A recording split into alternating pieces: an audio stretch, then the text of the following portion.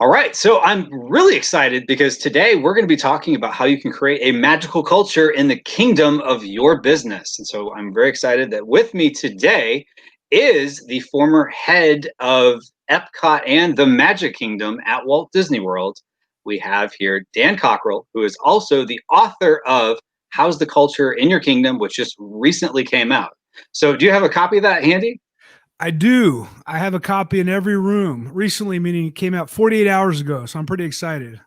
Nice. Well, Pretty excited. congratulations. Thank you. Congratulations. Thank And I you. just want to say, first off, welcome to those of you who are joining us live. If you could, just real quick, just for fun, put where you're watching from in the comments. And then also, if you could, just click that little like button to make sure you can hear us. Because sometimes, technology doesn't work right. In fact, we were fiddling with the audio, or I was anyway on my end, before Hmm. we hit the start button there.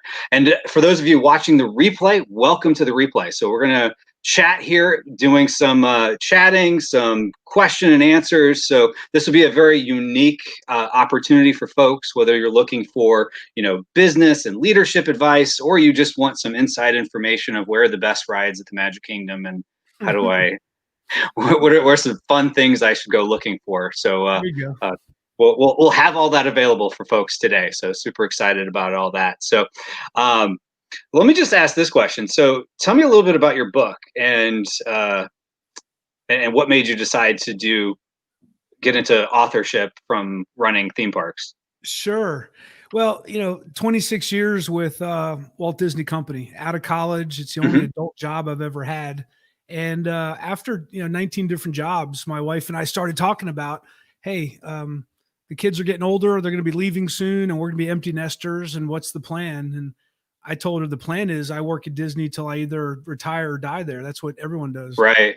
So we talked about it for a full year and finally concluded, you know what, there's another adventure out there for us. And, Hmm. my dad had worked for Disney for 15 years, 16 years, and he retired at 63 Hmm. and went on to write 4 books and do all Oh this. So well. I chatted with him a lot. Hmm. And he said, look, you're going to have a ball if you leave. And so I finally got the courage to give my notice and left a little over 2 years ago. And Valerie now and I now are just on this adventure trying to learn how to be entrepreneurs. And we knew that, or I knew that if I wanted to get some credibility, writing a book would be important. It helped me crystallize my thoughts on leadership. And someone had pointed out to Hmm. me that the word authority is in part of the word author. And so when you become an author, Ah, somehow that's good. you become more of an authority. What I said didn't change, but once it's written on paper, somehow it seems more important. So it's been good. It's something physically I can have to give to people and share. And a lot of people said it's just a really cool business card now.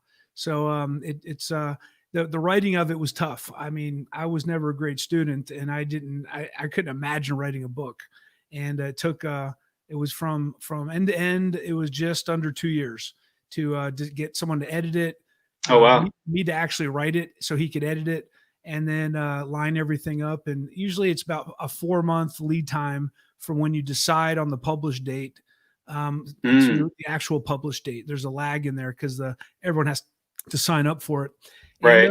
it was they told me, hey, and no, this is not the first time someone's written a book about leadership and culture. So it better Right. be interesting, and you better have a lot of stories. And so that's how I set the book up. A lot of personal stories from my life, and then a lot of thoughts around the topics, sharing circumstances I've been in during my career. And then the end of each chapter has a section called Fast Track to Results. It was important to me that people just didn't read the stories, but they actually could take something away to start doing differently immediately. Behaviorally, create a new habit. And so I've provided that at the end of each chapter. So hopefully it's not only a fun book to read, but it'll be a practical way for new leaders really to understand what they should actually be doing if they want to create a great culture for their teams. Yeah, that's awesome. That's awesome. And the thing of it is, you're bringing a very unique perspective, and I can speak as a testimonial somewhat of the Sure, culture that is taught at Walt Disney World, because I worked at Walt Disney World sure. once upon a time, so to speak, earlier on in my career. And I'll say this: you and your dad both have phenomenal reputations Thank you. in the company. And so tell me just a little bit, what was it like when the day when you put in your notice to say, I'm going to leave the safety and security of Disney to now go and do my own thing? It was terrifying. The day you actually do it is scary, and then all of a sudden, all this weight comes off your shoulders, and because you say, "Okay, there's no turning back now," and it was surreal. And it's funny, a lot of friends of mine who worked at Disney said, "Man, that's so great. I would love to do that." And I said, "Well, why don't you?" No way. You know, at Disney, we talked about that before. I get paid every week. At the end Hmm. of the year, if the company does good, I get a bonus, and it's a lot of risk there. And I agreed, but I think life is about sacrifices. It's about trade-offs.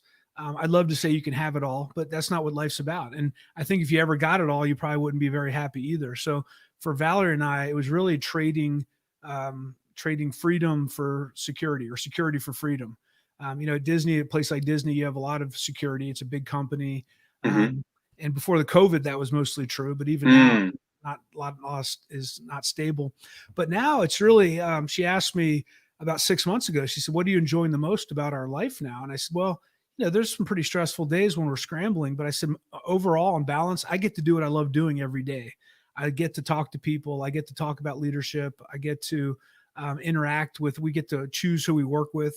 And so that's been the best part of it, and that can be intimidating also, because now the whole world is at your disposal. It's just, what am I supposed to do when I get up in the morning? Should I do a live interview? Should I write a book? Should I go online? Should I write an article? Should I, you're always trying to figure out. So it's been a big learning curve for us: marketing, Hmm. pricing, negotiations.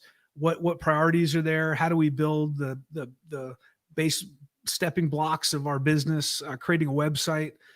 So a Hmm. lot of that has been a huge learning. So luckily, we have a little wisdom after being married for 27 years, and we got some good experiences from Disney to go along the way. But a lot of people have been helping me kind of figure this out. Well, awesome. Well, we'll get into here in a moment kind of what you're taking as, running places like the Magic Kingdom and Epcot, and how you can apply that to now being a solopreneur, small team Sure. entrepreneur. Sure. Because I know a lot of folks will be very curious about that, taking, your very unique experiences there.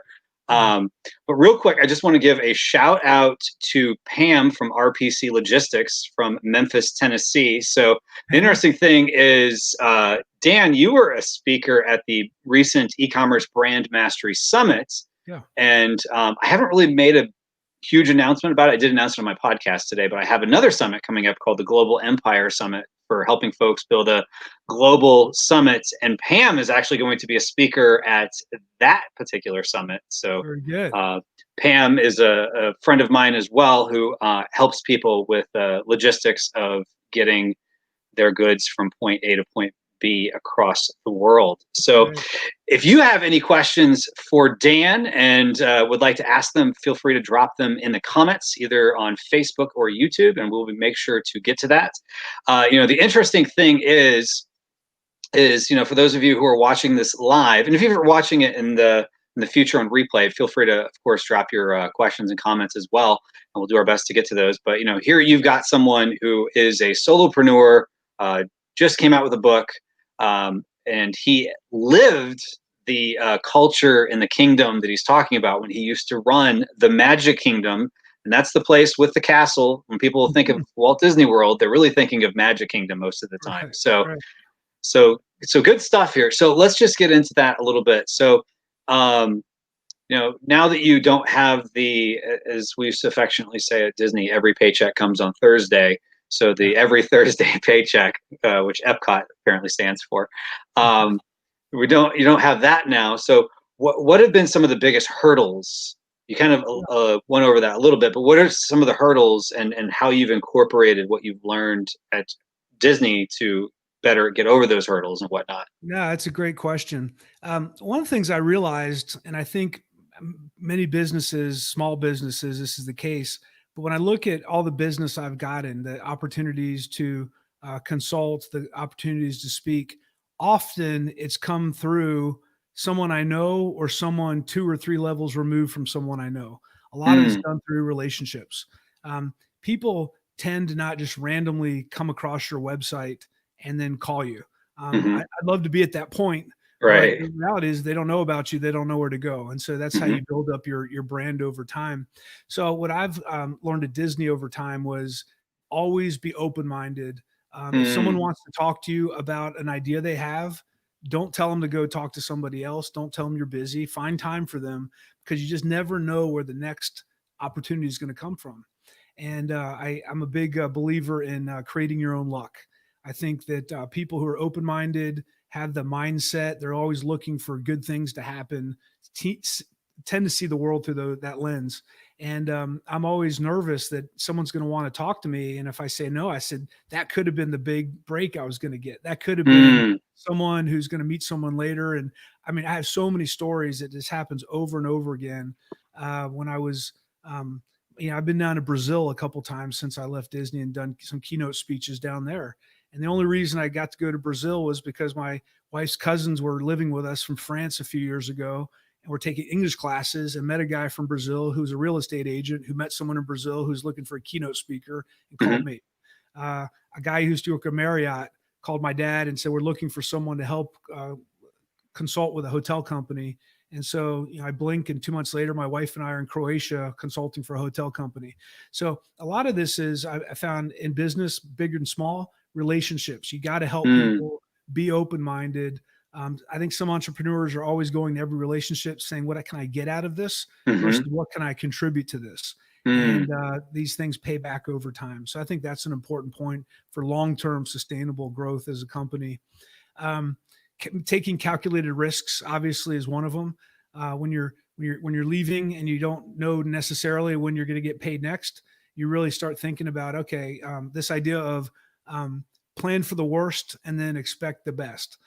So you plan for the worst case scenario and then you hope it's going to be better than that. Hmm. So when I left Disney, Valor and I talked, and she said, well, we've done pretty good with retirement and savings, but with the cash we have right now, what's our risk?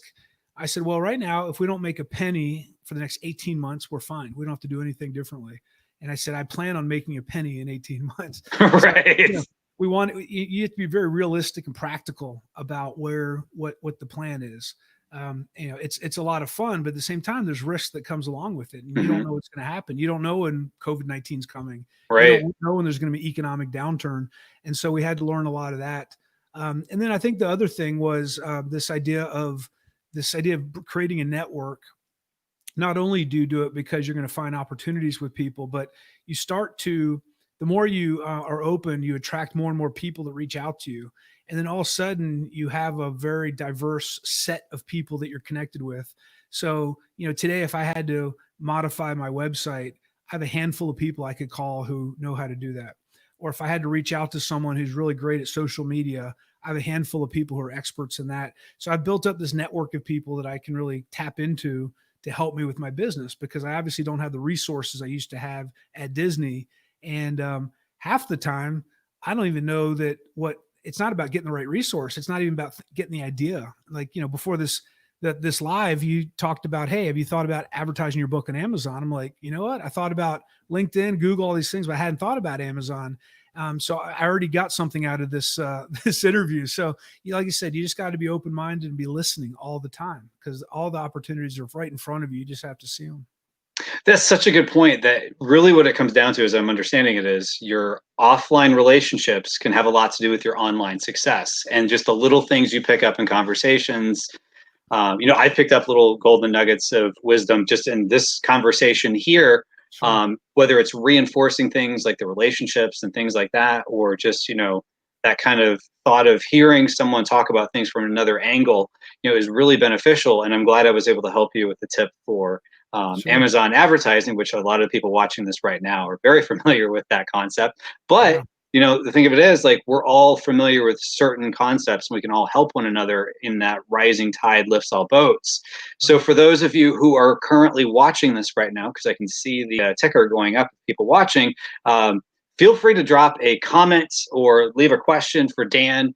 Um, and until we have more questions and comments coming in, we'll just keep bantering ourselves here. I But could this talk is all a day long, I'll tell oh, you. me too, me too, me too. So I can nerd out on all this stuff. So Mhm. it's a lot of fun. So, um, but yeah, that's all great stuff that you're saying there. So, tell me this, like, as you've now started to work with people at different levels of different organizations, whether, solopreneur entrepreneurs or, the Marriotts of the world and things like that. Now that you've stepped out of Disney, what are you seeing that really the thing you're seeing that companies, whether big or small, really should be focusing on a little bit more?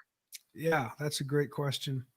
Well, it's funny, working at Disney for so long, you really don't know how much you know until you leave, because as Mm, far as I'm concerned, this is how you run a business. I don't have a lot of exposure to other companies, and that was hmm probably one of my Achilles heels, was the fact I didn't have outside experience and hmm didn't know another way to do it. I happen to be lucky that Disney's really good at running things, and they're hmm very focused on running a great business. So I learned a lot of the right things. But when I got into the outside world, there's I guess there's a few things. One is um, there's just a lot of common sense, I think, that I had been exposed to over the years at Disney. I think one of the things Disney does really well is it tries to keep things as simple as possible. hmm Uh, there's certain things we've complicated, but overall, when you think about the quality standards we follow, safety is constantly the most important thing, and that really hmm hasn't changed over time. We all know that, and we don't change those. Technology changes, the way we market, the attractions. There's all these other things change, but the base experience, we're creating these great memories and these immersive experiences for guests. That continues to be the goal, and we continue to talk about that. We used to have a phrase, keep the main thing the main thing. Don't be hmm distracted with other things. And so when I go to companies sometimes and they say, well, give me all the secrets of Disney so we can improve. And I warn them. I say, well, look, you're not going to like the answer, but you already know everything. I'm just going to reaffirm that the basics are important, getting the basic things right. We complicate things sometimes because we don't know the answer, or it just seems boring to do things in a simple way. But it's a great way to run your business.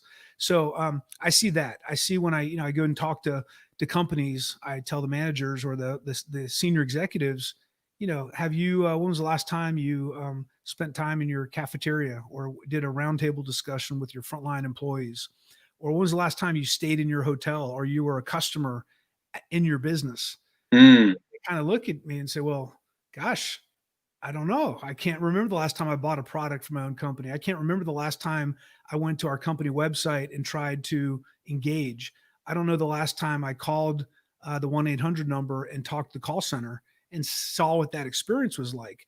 People see all the reports, they see the performance, they hear from the customers, but a lot of times they just forget to go back and just inspect the basic workings of their companies because they get so busy in the strategic work. And I think that's it's a common sense kind of thing, but you got to go see what is that frontline customer, frontline employee experience look like, because that's what your customers are basing your whether they're going to come back again and whether they're going to refer you, is all those hundreds of interactions they have in whatever company. At Disney, it's about the reservation agent, it's about the person at the airport, Disney, the Magical Express that greets you. It's about the person at the front desk that checks you in. You add up all those experiences and you decide whether you enjoyed your vacation. It has nothing to do with the executives, because you don't see the executives. You see all the people working out there bringing this experience to life.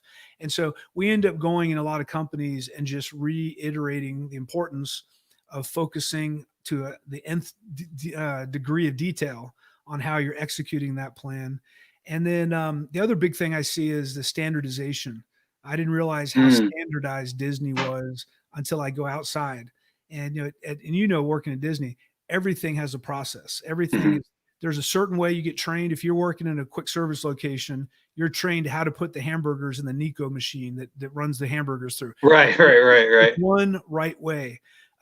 We teach our cast members how to sweep so they don't get carpal tunnel in their wrists. We teach Mm, people how to pick things up so they don't hurt their backs.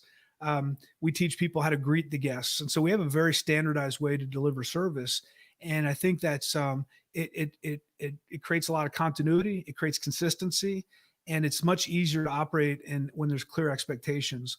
And I'll walk into companies, and at the end, I go back to the executives. And I say, okay, we saw some different things, but are name tags mandatory here or not?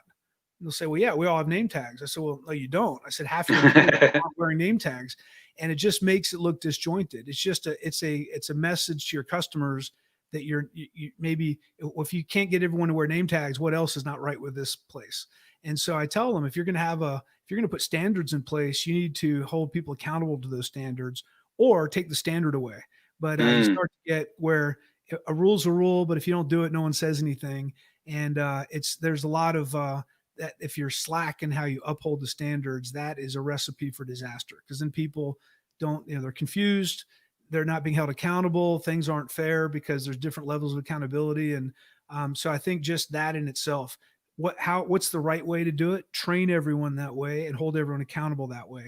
And so they're basic things. It's a lot of work to do, very simple concepts, but it's really hard work to get those standards in place. But that's why you see places like McDonald's and Starbucks and Apple. You have a similar experience every time you interact with those companies, because they've worked hard to make it a very standardized experience. And people enjoy that. They like that level of standardization. They know what to expect when they go there. And that's a powerful thing. So that's a lot. We do a lot of work around that. Awesome. So let's say someone's listening to this and like, okay, you're right. I need to have better standardization, or maybe I could, order my product, just to see how it comes arrived, or, have, a neighbor order it as a secret, and, Right. To find out how it arrived, or whatever the case is. And they realize, okay, maybe I need to set some different standards or look at things.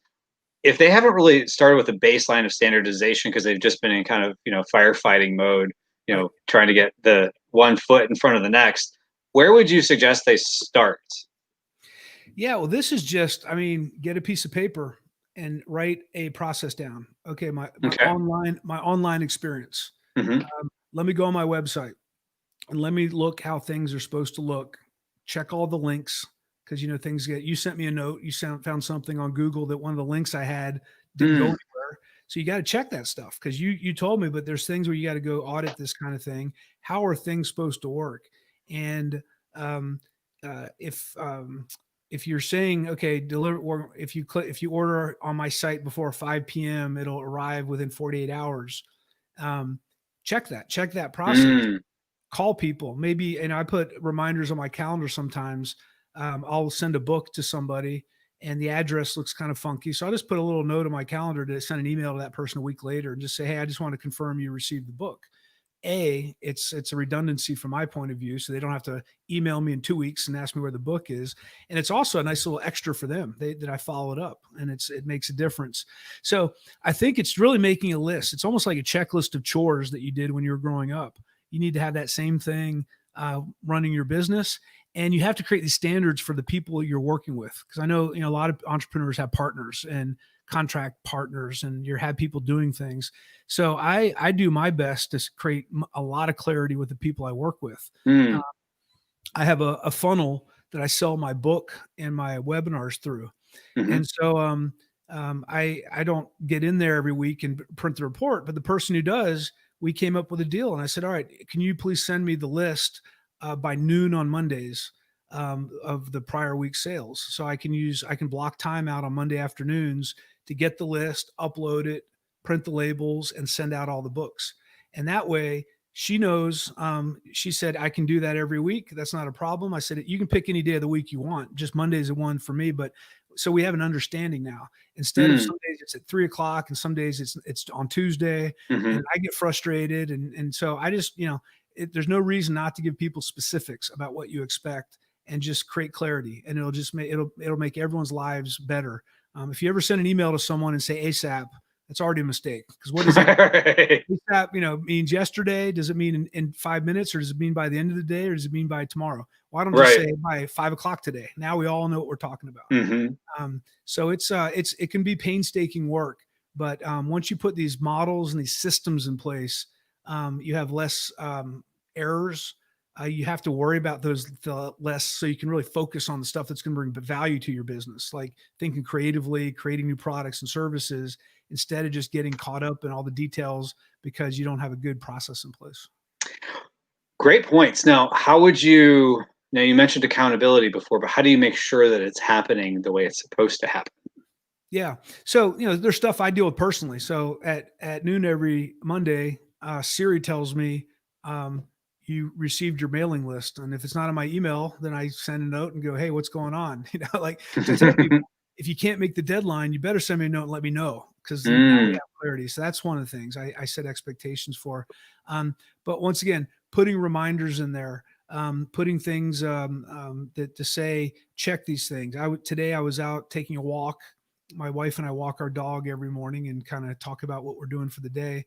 And along the way, we'll come up with things. Hey, did that person send you that back to you yet? I'm not sure. Hey, Siri, remind me at 3 p.m. tomorrow afternoon if I got that email back or not. So I just use technology Mm. to help remind me of things. I put reminders in all the time. I put things on my calendar.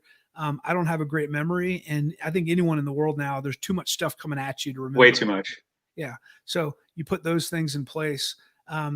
Other things are, I've learned over time is, cherry picking certain people. So I'll call, like I said, I'll send an email to maybe a couple of people who bought my book every week. Hey, did it get to you okay? Was the packaging all right? Did the tape stay on? I don't know how it got there, so I just want to make sure. Something else I do is, I make it easy for people to get in touch with me. On my website, my email address is on there. My cell phone number's on there. So I want people to be able to get back to me, because as we learned at Disney, you want to get it right every time. But if you get it wrong, you have to have a great recovery process in place to fix it quickly. And if you're accessible and it's easy to get to, then you can fix people's problems, because usually people are pretty understanding if there's a problem, but they may not be happy, but they're like, all right, but if you don't follow up the right way, that's when it gets much worse really fast. So to make it easy for people to take care of stuff. It's funny. My dad just 2 days ago went to a Verizon store, and he has a Galaxy Note is his mobile device, and it was kind of Love the not note. there. It was, I'm an Apple guy, but Oh, gotcha. it wasn't running the right way, and he knew the battery's going down really fast. So he was like, "Oh boy, here we go." So he went into the store and told the guy. The guy said, "Yeah, okay. Here's let me get your information. They'll send one. It'll arrive at your house tomorrow. Just put yours in the box and send it back." And my Hmm. dad was like, "Well, don't you want all my information or anything?" He goes, "No, I got your address and we're all set." And he was like, he was ready for a battle. Like, well, it's Right, not a right, right. Yeah. warranty, and there's all these reasons. But and I told him, I said they probably do that because the value of your note is, it's an expensive phone, but they're making their money off the monthly subscription, what you pay. Yeah. So they don't want to make sure you don't get rid of that phone, because that's going to be 10 times what Hmm. it costs to switch it out. So they make it easy for people. Hmm. Um, to your point, other accountabilities. I will, when I do a webinar, for example, I'll usually invite someone who I know on it and say, "Hey, at the end of it, can you just give me feedback on how you thought it went?" I'd love Mm. to think it was perfect, but I want tough love here. My wife gives me a lot of tough love. She she listens to my keynote speeches. She listens to my presentations. And afterwards, she always has a list of things. Hey, good job. And here's 5 more things we can make better. And, at first I'm like, gosh, it's always, and I realized that's how you get better. You got to let your defense down, let your ego down, and let people give you that feedback to get better at what you're doing. Yeah, that accountability is, having great processes to remind you to check things, have checklists, have standards to be able to do this. And then don't be afraid to have those conversations with people. That's something else I think. And I've done that in my career, where someone may do something and I say, well, I probably don't like it that way, but it's not a big deal. And I let it go. But then I carry it with me and I'm like, I think about it. And now Mm. time's gone by and I haven't told the person what they can correct. And now they do it again. And Mm. then they're like, "What's Dan? Is there something wrong? Because he seems like you're." I'm like, "Well, I meant to tell you this." And so just what I'm on. My point is, tell people when you're thinking of something, let them know. First of all, it's going to make you feel much better, and secondly, you owe it to them. That's what I've seen that happen at big companies. I've seen it happen at Disney. People are afraid to give feedback to their direct reports. Well, you're doing a disservice to them, because if you're not Hmm. giving feedback, they can't get better. And if they can't get better, they're going to be limited in their career growth, and your job as a leader is to make them better at what they're doing. And My wife and I compare it to raising kids. Like, you don't hold back with kids because you love them and you tell them the tough things when they're doing something wrong, or they need to learn something, because once they grow up they're going to be on their own. And I think you should treat your employees the same way and give them that really tough feedback, but let them know you care about them. And it's something that I think is I'm not going to say it's lacking today, but I know a lot of people Hmm. are comfortable doing that. And it's such a valuable thing to know where you stand and getting that performance feedback. Yeah, so we'll get into, I've got a question on that here in a moment, but real quick, folks, for those of you who are watching live, or even if you're watching the replay, you can drop a comment down below. We'll do our best to have Dan answer your question, but you have a unique opportunity here. The gentleman who used to run 3 out of the 4 theme parks at Walt Disney World, very unique experience. He knows a lot about leadership, and he's not just coming from a corporate, stuffy, position right now. He's a solopreneur, entrepreneur, just like most of us who are watching this right now. So, like it is. And I'll do my quick plug again. My new book. Please. There you go. New book, How's the Culture in Your Kingdom? Came out 48 hours ago. Check it out. Yes, definitely. And there is a link in the description with where people can go purchase that on Amazon. So definitely something to reach out to. Now, real quick, as we're waiting for folks to drop in their comments there, I do want to just ask you that question, because that is true. A lot of people, I think there's become a lost art of, delivering feedback, tough love, but in a loving way, as you said, showing people that you care, because, we're disconnected by, these gadgets, and we're so afraid to hurt someone's feelings, and we're afraid that they're just going to unleash on us. So how do you deliver that? Like, do you recommend you text message the person, Facebook Messenger? Do you send them a video? Like, what's the best way in your mind to give that tough feedback? Yeah. Well, I think in these days of especially virtual contact, a live conversation is always better. And I think even a video conversation is better, because you can see how people are reacting. I used to ask my managers, what's the most important thing you need to do before you give feedback to somebody? And they had all these ideas. I said, have a relationship. So if you have a relationship with someone, everything gets easier. It's easier to recognize them. It's easier to give them negative feedback, because if you have a relationship with someone, you've already invested. They know you care about them. They care about you, and you know about them personally. So instead of assuming that you don't like them or have something against them, they're just going to assume, well, this must be feedback to improve. You wouldn't tell me otherwise. So a lot of that is building that up at the beginning. Because I've had moments where I've had to give people feedback that I didn't have a strong relationship or not a great relationship with. And it's difficult, because 50% of feedback is giving it. The other 50% is the other person accepting it and actually change. I think a lot of leaders say just because they said it, they're done. But it's like, no, you're here to influence people's behaviors. If I need you to, smile more or be more interactive with guests, I have to have a relationship with you. I have to have set clear expectations up front that that's something I want you to do. And then I got to make sure that you feel comfortable if we have a conversation about whether you're doing it or not. And then when you actually get to the conversation, one of the things I always talk about is praise in public and coach in private. Not always praise in public. Some people don't like that, but many do. Use that as an opportunity to recognize a behavior or something someone did, so everyone knows what is valued. But keep people's respect in mind, and give them that coaching one-on-one in a private setting. It makes no sense to do it in front of people. Right. It's not a great idea. And then I think the other thing is, tell people, hey, I have some feedback for you. I just, set it up. Because a lot of people, they're like, why are you taking this? What are you doing? I got some feedback for you. I have something that I think you need to improve upon, and I wanted to point it out to you. And then you talk about the behavior. You're not judging the person. You're coaching them on the behavior. It doesn't have to do with them. It has to do with the behavior. So talk firsthand. I've had people say, well, I was talking to someone who saw you do this. And it's like, okay, we're already not going to get anywhere. What did I observe? You know what? I was out walking around, and I saw you sort of standing to the side, not talking to guests, not greeting them as they came in. I know this is something we trained, and I want to see, do you feel comfortable doing that? Because it's a really important part of the job. And then you say, what do you think about that? And you ask them questions. Have you noticed that? Or lately I've seen you doing this, or I noticed that you're doing this. And it should, if you're going to do it well, it should be a conversation. Now, people are going to come all different ways. Some people will be defensive. Some people will accept it. Some people will shut down. And that's when you just have to start asking questions. And have you noticed that before? No, I haven't noticed that. All right. Well, it's the first time we talked about it, but it's something that's important. I just want to make sure you knew that was our expectation, and I'll keep an eye on it, and we'll see improvement. Do you understand what we're talking about? Do you need any training? And no, I get it. I was Mm. tired today. You make a little note in your phone. A week later, I'd make a note. It's going, hey, go buy Peter Pan in 1 week from today and see if Roy's working and see how he's doing. And I show up that day.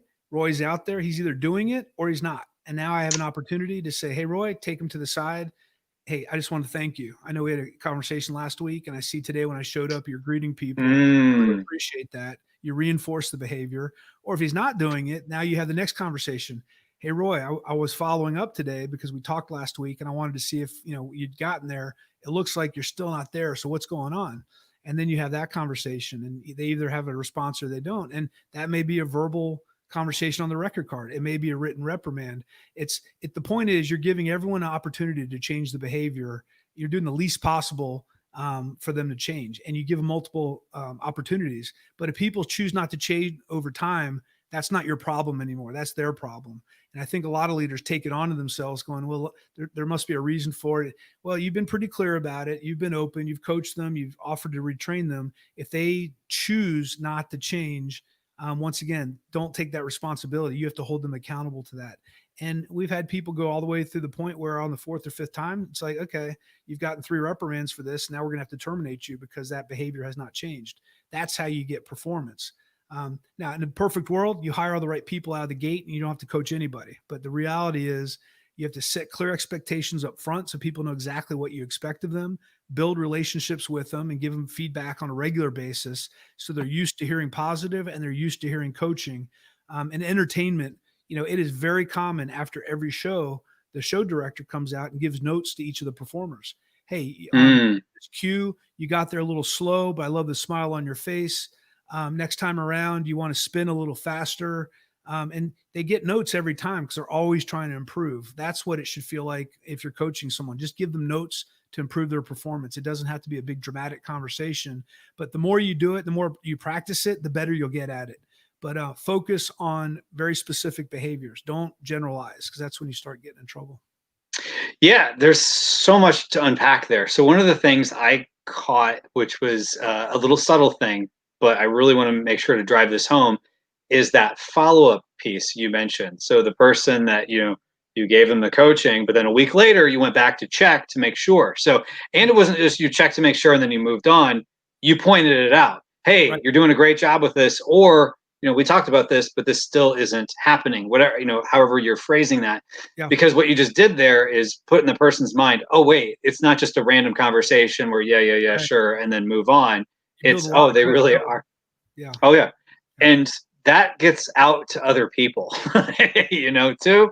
So, and, even if it's one of those things where it's not like, in the break room or they're complaining amongst each other, but like, for example, like if, for folks watching this, let's say, you have a assistant who runs certain reports and you have one person on your team and they're just pulling certain reports and they didn't do it quite right a certain way to your expectation that hopefully you've set in a standardized way that they know what is the expectation. Right. But what you could do is then go back to them, a week or so later. Hey, great! I see that this report is pulled the way I wanted to, or whatever the case is. Well, let's say a year from now you hire someone, and you ask this person, "Hey, can you show this person how to do X, Y, Z, or whatever the case is?" Guess what they're probably going to mention? Oh yeah, he checks on stuff, so make sure you Absolutely. do this A stuff. reputation for that, and Yep. every leader I saw in every company has a reputation, and people know. You have a lot of leaders, and everyone knows who they are. They do the delegate and forget. They delegate something where they give Mm, feedback, and then they're never going to come back again. They're going to forget about hmm it. They're just going to move on. And the leaders who are the real deal, they follow up, and they have systems in place to check that the things they're actually delegating are followed up on. Now, I didn't, as a vice president of Magic Kingdom, there's some things I followed up on personally, and there's hmm other things my assistant followed up. She was my proxy. mm. And so, if you have someone to delegate to, people can do that for you also if you have a lot of things to worry about. But the point is you have a system in place to make sure you're getting back on things. And over time, you're like you said, you get a reputation. So people are like, hey, add these managers, when that person asks you to do something, always do it. Cause man, they check, Mhm. really organized. They check on everything. This one, if they tell you, they probably won't notice. So don't be as worried. So you want them to be, have your respect for your ability to follow up. Yeah. Yeah, exactly. And as the entrepreneur, where it all falls on your shoulders, you want the reputation that, you know, things are going to get done around here, because you don't want to just, if you're paying your own money out of your pockets for people to do things so that it's less for you to worry about, maybe at first it's going to take a little bit more coaching and showing them. But then over time, if they understand the expectation and they understand you're going to check, and it's not just, oh, yeah, sure, go do this, then it's more likely to get done, which means your business will grow and the results you're going to get are going to be better out of it too. It's not just for the sake of, you know, coaching and feedback. I mean, this is for your business's purposes. Yep. So we do have a question here from JT, who says, Dan, great book. Is there different strategies for feedback for union members versus non-union? Which this probably is someone who maybe is talking about things from the corporate world, but I think it's still in the entrepreneurial space. A lot of people can probably pick up on what this question's asking, i.e. your dad. And for those who are watching this who are not familiar, your dad was the former executive vice president of operations for Walt Disney World and had several other jobs for the company. Got hit with a bottle. I didn't know this story, and had to keep working with the man. So yeah, this is one of his books. That didn't happen at Disney. Oh, but, okay. He was. This is when he was a younger leader, Mm-hmm. and he had in hindsight, he said, "I coached this person on their performance, and I probably didn't do it in the most respectful way." And I didn't realize this guy was going to reach over the desk and smash a bottle all across my head. Oh, wow. It was a tough situation. I found out years later. He got home, and I was a little kid. He's like, "Oh yeah, I tripped at work." I found out when I was like 30 years old. He got attacked with a bottle. But yeah, I'll tell you. I think I didn't take a big difference. I didn't look at whether people were union or non-union. The way I interacted with them was I gave feedback with candor, with care, with detail, and people reacted, for the most part, really well with that. I know that at Disney, some people said, well, it's not even worth coaching people because if you give them a reprimand, they're going to grieve it and they're going to get out of it. And I said, look, you can never think that way. They can grieve it all day long, but it doesn't, you're passing the problem on. Our job in operations is to hold people accountable to the standards and to do their job. I'll worry about the grievances and I'll worry about what happens after that. And I'll go to grievances all day long, as long as you're holding them accountable and you're making sure they're delivering what they're supposed to be doing.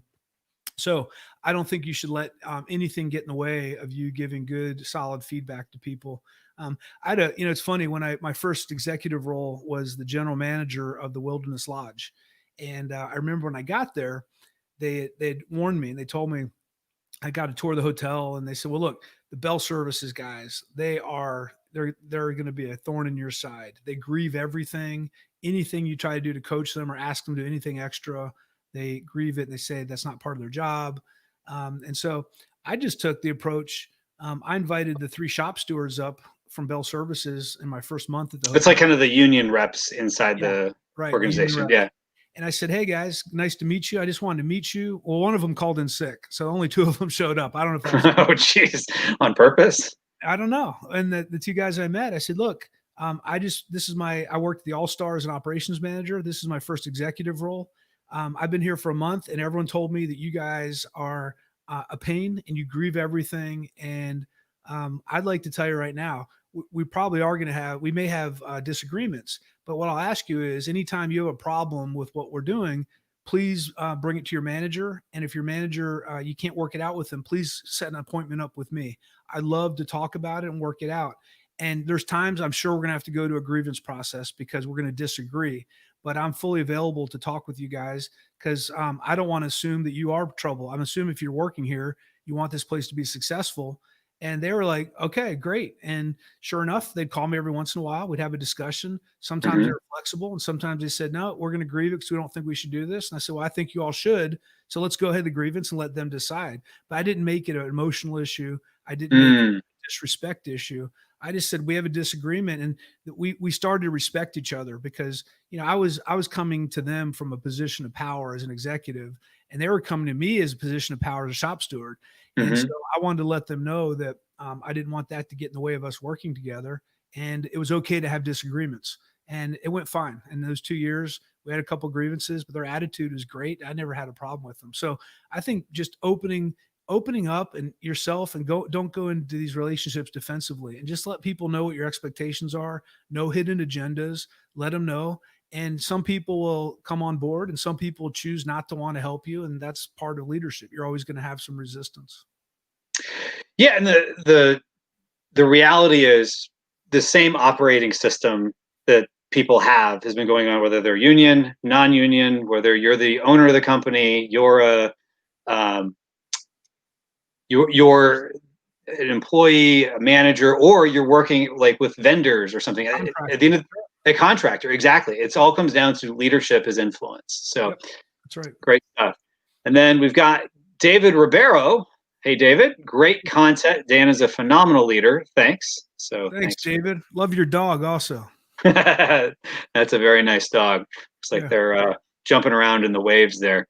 That's right. So that's awesome. So another thing I just wanted to bring up too that you mentioned earlier that I don't want to skip on was that you mentioned, even though you're the author of a book, but every now and then you'll call people that have purchased the book to ask them. And I think it was maybe in like Patton on leadership, General Patton, the former World War II general, mentioned that he used to tell his generals that they need to take their own phone calls because, and you made the point, you need to be accessible.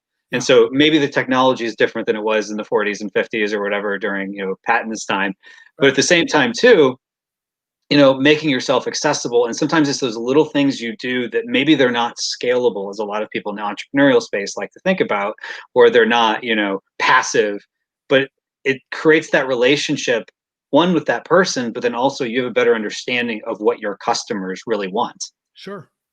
Yeah. Well, I'll tell you, I've always been extremely generous giving everyone my cell phone number. When I worked at the Magic Kingdom, we had 12,000 cast members. And if you called my confidential voicemail number, you could leave a voicemail, only I would get. And I left at the end of the message, I left my cell phone number. And I said, if you need to speak to me immediately, here's my number. And I had a couple people call me over the 3 years I was there, a few at the Hollywood studios, but people were, there's very few emergencies people have. But the fact that they said, I can't believe you're giving people your cell phone number. And I said, well, until it becomes a problem, I'm going to keep doing it. If I get 50 calls a day, then I got a bigger problem with giving my cell phone number out. Why are 50 people calling me a day? We have got a problem if their managers can't handle this. The same with my on my website. You can email me directly. You can call me directly. And I don't get a flood of calls and a flood of emails. I answer all my own emails. I have decided to manage my own email and answer it myself. When people send me, when they buy my book, they get an auto email to say thank you, and it's from me. And a lot of them respond. They go, "Hey, I'm sure Dan isn't going to see this, but I just wanted to say X, Y, Z." I respond. I'm like, "No, this is my email. I don't have anyone doing this for me." Part of our business is we have not scaled there. Now, when I was working at Magic Kingdom, I couldn't call every guest individually. We had a whole department that answered guest letters and emails, that kind of thing. So there is a point where you got to think about scaling and how do you get people on your team to prioritize people coming back to you. But it should never be an excuse. I just got too many customers to handle them personally. You got to find a system and find a process. And, that's what I did at the Magic Kingdom is, hey, I told everyone, hey, we got a great leadership team here. If you have a problem, please talk to your leader about it. They're empowered to help you. But if you ever feel like you can't talk to them or they're not interested in listening to you, or you have a situation that you just don't know who to go to, you can call me and I will, I'll be discreet about your situation. I'll either follow through. You can keep it anonymous or you can give me your name and number and I'll call you back.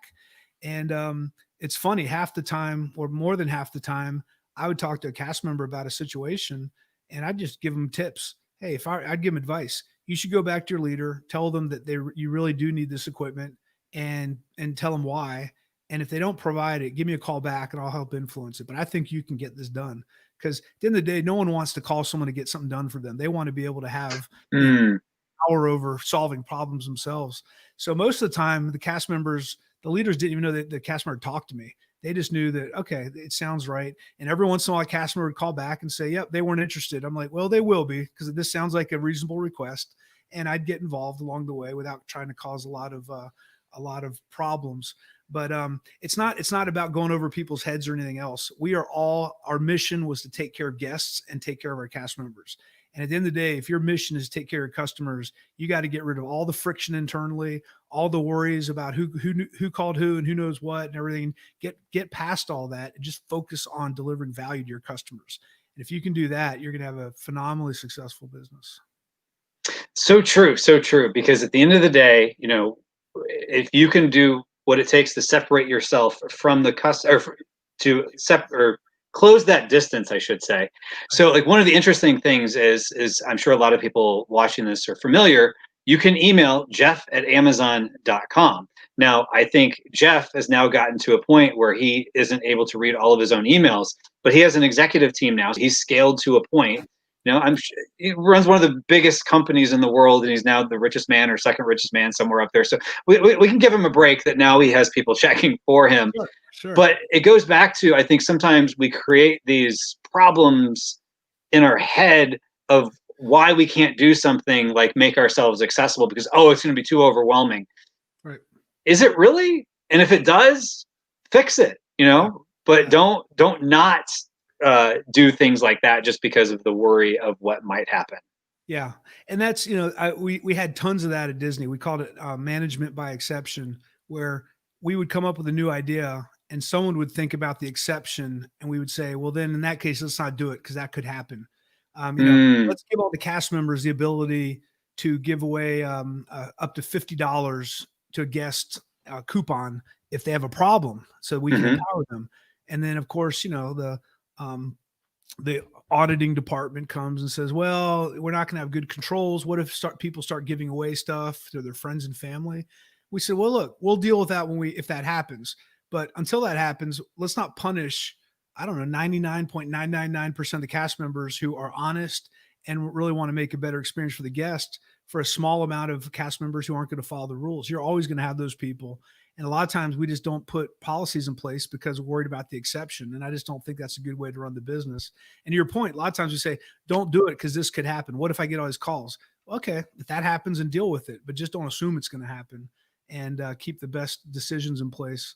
It's funny, when I was writing my book, I was thinking about who I would like to have do the forward.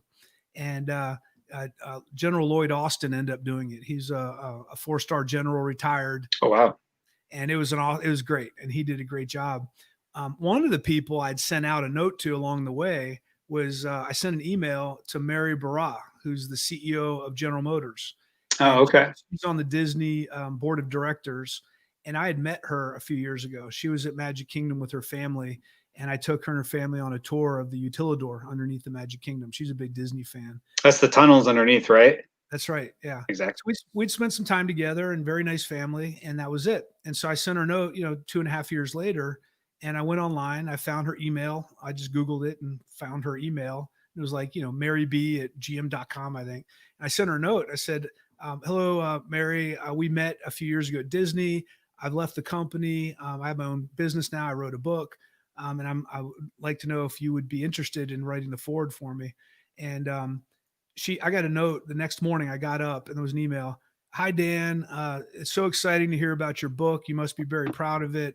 Unfortunately, this time I don't have time to do that, but I wish you best wishes in everything you're doing. And it was just awesome. So it's the best no I've ever gotten. And, yeah. And it was, and once again, did she write it? Did someone on her team write it? I have no idea. But the point is that she had a system in place to make sure, and it sounded like it was her, but once again, it doesn't matter. The point was she responded. It just didn't no response. And I thought it was pretty cool that a CEO of a major car company could respond to me within 24 hours. And once she did that, I'm like, man, I better step it up. And so it was a good example. Yeah. And it's one of those things too, like kudos to you, because a lot of times people say, oh, that person's going to be too busy. Why even ask? Why bother? They're probably going to say no. Well, what's the worst they're going to do? They're going to say no. And chances are, if they do say no, it's going to be like what she did there, where it was at least polite and it was nice. It's not going to be, I can't believe you just wasted my time with asking me for this. Right. Who do you think you are? People generally speaking, Yeah. don't do that. And if they do give you that response, chances are it's more about them than it is you. Right.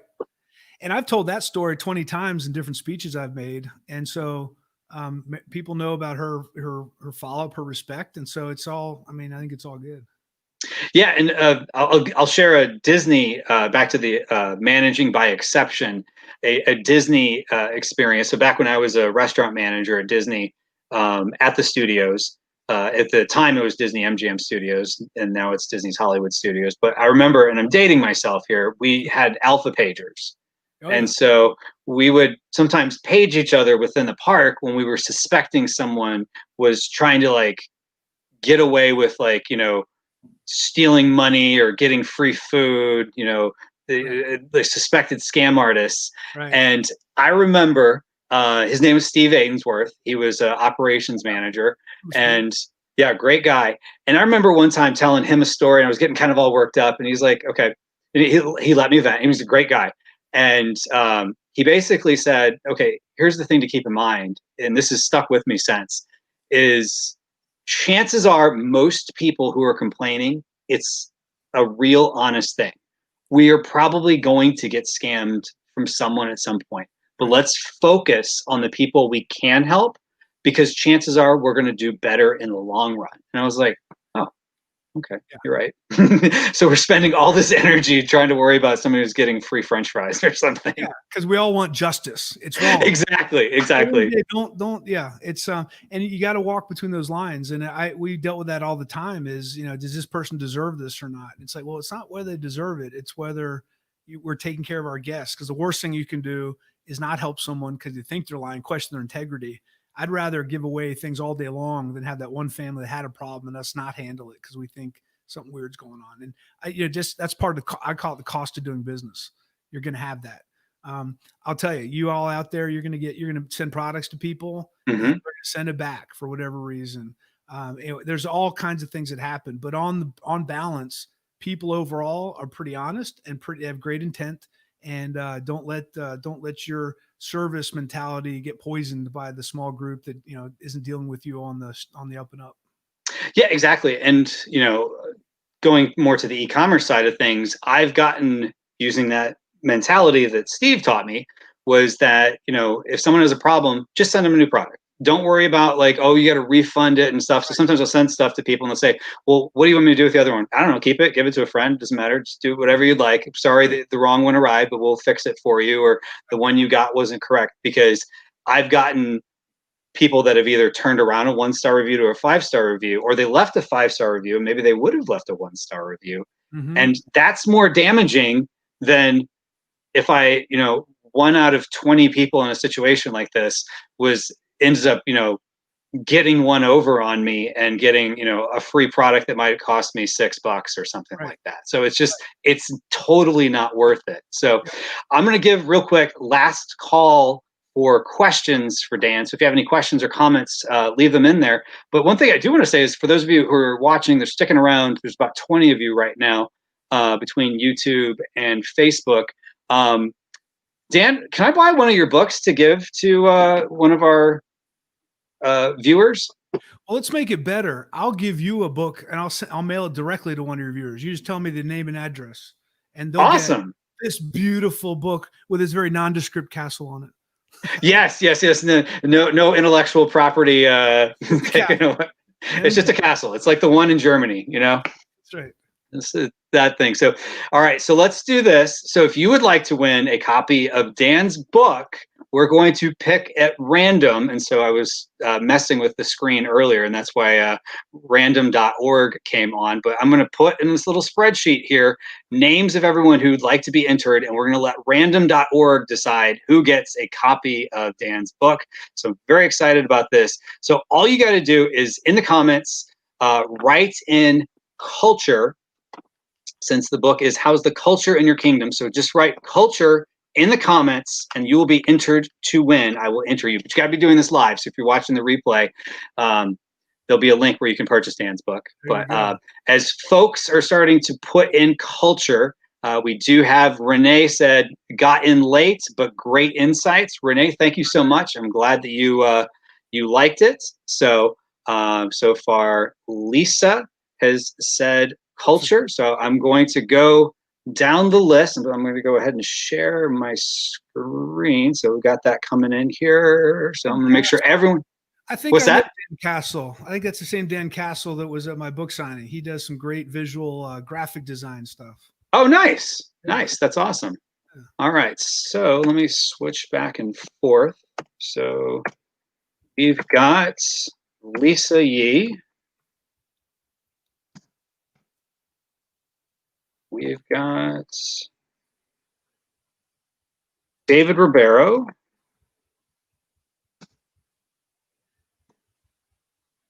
You got Gita, Geda, Lodes, Lodes. Okay. You have Gita. I know Gita. Gina, Cantaria. Okay. So we got Dan Castle. I'm just going down the line, make sure I don't miss anybody. Thank you for your help. You said Bina. Okay.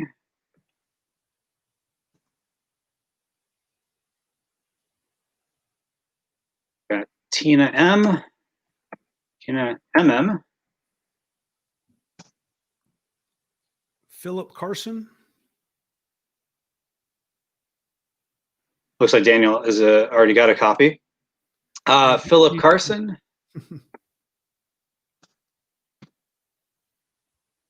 All right, so this is going to be last call for if you want to get a copy of Dan's book, just write culture in the comments and you could win at random.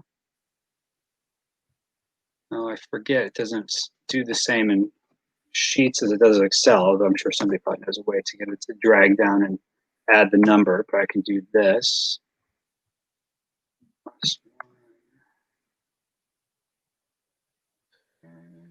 You're an Excel whiz. Oh, Joe learned a couple things. Joe came in late on the Oh, Joe, yes. We don't want to miss you out, Joe. So, all right. So again, folks, this is your last call. If you would like to win a free copy of Dan's book, How's the Culture in Your Kingdom? So Dan, can you show that again real quick? Yes. You got it. There it is. Nice. Nice. How's the culture in your kingdom with a nondescript, non-intellectual property castle? There's castles all over the place. No one has a trademark on castles.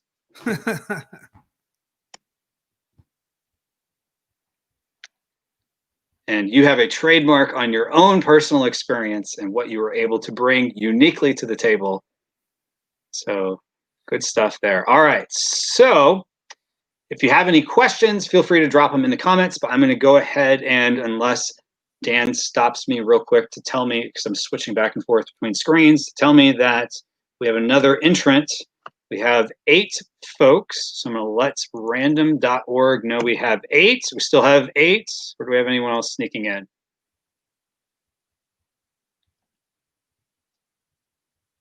They're all in there. Oh, yeah, we already got Philip. Been hearing about this book already from friends. Oh, Stephanie came in there. Can't wait to get one.